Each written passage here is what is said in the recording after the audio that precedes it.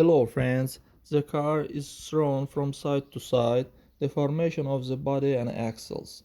If the car plugs to the right, the reason may lie in the deformation of the body or axles.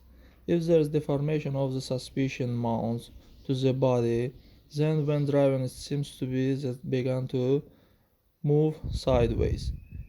A worn fastener that pulls to the car sideways is being replaced is a body shop. If the reason lies in the body, things are worse. Most often this problem appears as a result of the desire to save money.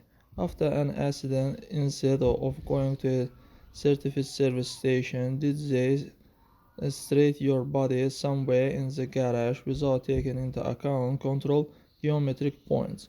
So now you have to spend a lot of money, more money, to put the vehicle in order.